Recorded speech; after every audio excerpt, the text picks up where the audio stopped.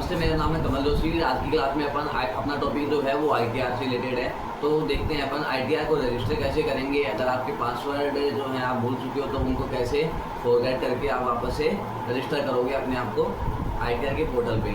ITR के portal में क्या होता है कि ITR कैसे फाइल होती है वो सारी प्रोसेस देखने वाले हैं अपन। और जैसे अभी जो ITR चल रही है लेटेस्ट तो 25-26 की, उसको कैसे फाइल करेंगे अपन, ठीक है, वो सारी प्रोसेस देखने वाले हैं। तो आपको सबसे पहले क्या करना है कि फाइलिंग पेज पे आना है और इस पर क्लिक करने के बाद में आपका जो आपने अगर रजिस्टर नहीं किया है अपने आप को तो यहाँ से एक ऑप्शन आता है रजिस्टर। अगर आप फर्स्ट टाइम भर रहे हो, आपने रजिस्ट्रेशन नहीं किया है तो आपको यहाँ अपने पैन नंबर डालने हैं और ये 4 जो फॉर्मेट है ये कंप्लीट करने हैं, ठीक है। इनमें क्या चीज़ें हैं वो डिस्कस करते हैं। सबसे पहले आपको पैन नंबर डालने हैं, फिर आपको डिटेल वगैरह जो है वो करना है, वेरीफाई करना है। इसमें आपको पासवर्ड डालने पड़ेंगे अपने, ठीक है। तो जो भी पासवर्ड डालते हो उनको याद रखना है, या अगर याद नहीं रख पाते हो तो आप अपने क्रोम में सेव कर सकते हो। जो भी आप जिससे भी गूगल ID से आपने ईमेल से आपने लॉगिन करके रखा है तो उसको आपको क्या करना है, सिंपली सेव कर देना है, या आप नोट डाउन कर सकते हैं उन चीज़ों को। जैसे ही आप रजिस्ट्रेशन प्रोसेस कंप्लीट कर लेते हो उसके बाद आपको लॉगिन करना होता है। तो लॉगिन करने के लिए आप इस पेज पे आते हो और यहाँ पे लॉगिन पे क्लिक करते हो, ठीक है। लॉगिन पे क्लिक करने के बाद आपको अपने पैन नंबर डालने हैं। जैसे आप ये डाल देते हो कंटिन्यू पे क्लिक करना है। अगर आप पासवर्ड भूल चुके हो, ठीक है, तो अगर आप पासवर्ड भूल चुके हो तो आपको क्या करना है, सिंपली फॉरगेट पासवर्ड है उस पर क्लिक करना है। याद है तो आपको पासवर्ड डाल के लॉगिन कर लोगे, लेकिन अगर आप पासवर्ड भूल चुके हो तो आपको अपने पैन नंबर डालना है, कंटिन्यू पे क्लिक करना है। और यहाँ पे 3 ऑप्शन आ रहे हैं तो इन तीनों का मतलब समझते हैं। OTP और मोबाइल नंबर रजिस्टर्ड विद आधार, यानी कि आपका जो मोबाइल नंबर है, आपके जो मोबाइल नंबर है वो रजिस्टर्ड आधार पे, अगर आपके मोबाइल नंबर रजिस्टर्ड हैं जिससे आप लॉगिन करना चाहते हो, पास OTP जाएगा उस पर। अपलोड डिजिटल सिग्नेचर सर्टिफिकेट, यानी कि आप अपने जो डिजिटल सिग्नेचर हैं वो अपलोड करना चाहते हो। यूज ई फाइलिंग OTP, या आप ई फाइलिंग OTP के जरिए आप अपना लॉगिन करना चाहते हो। हम आधार OTP जाएंगे अभी, ठीक है, मोबाइल नंबर पे कंटिन्यू करेंगे, ठीक है। आप अब ये बोल रहा है आपको I already have one OTP और mobile number registered with Aadhaar, generate OTP। तो आपको क्या करना है, जनरेट OTP क्लिक करना है और कंटिन्यू करना है, आई एग्री, ठीक है, करके। और आप जैसे ये करते हो आपके पास में मोबाइल पे एक OTP आता है और OTP को डालना है।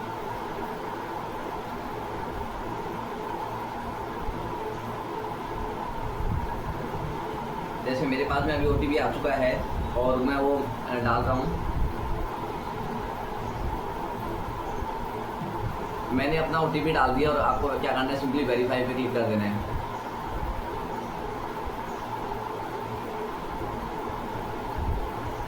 जैसे ही आप वेरीफाई पे क्लिक करते हो, नए पासवर्ड जनरेट करने के लिए बोलता है कि आप नए पासवर्ड है रीसेट कर सकते हो। तो नए पासवर्ड जो है मैं डाल रहा हूँ यहाँ पे।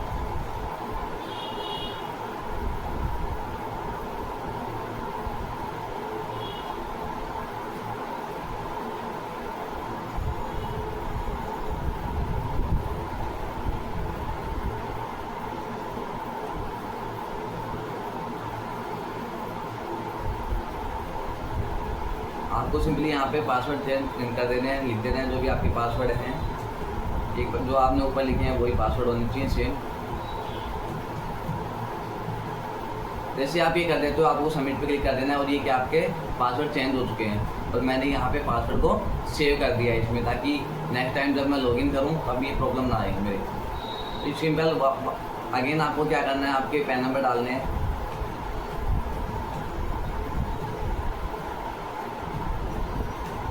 जैसे आप डाल देते हो कंटिन्यू पे क्लिक करना है।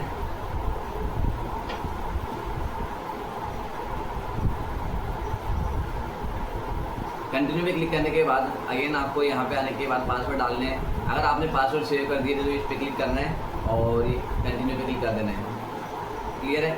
अब इसके बाद आपको ई फाइलिंग के ऑप्शन पे आ जाते हो आप डायरेक्ट, तो आपको डैशबोर्ड पे आना है। अब देखो अभी क्या है कि जो ITR है वो स्टार्ट नहीं हुई है, तो यहाँ पे लिखा हुआ है ई फाइलिंग और the same will be enable soon, यानी कि जल्दी ही आपकी जो ITR है वो फाइल मतलब जो 25-26 की ITR है वो भर पाओगे आप।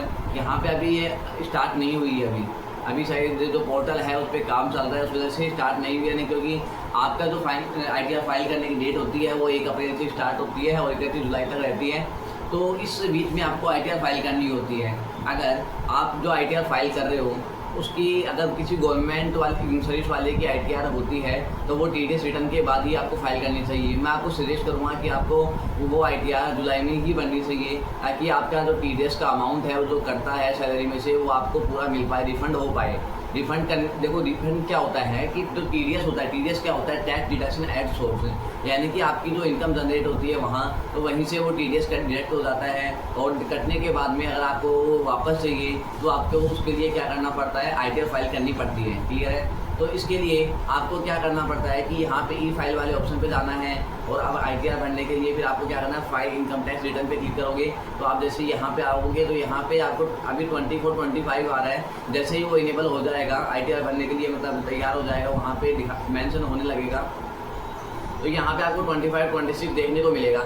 जैसे आप उस पर क्लिक करोगे आगे की प्रोसेस स्टार्ट हो जाएगी।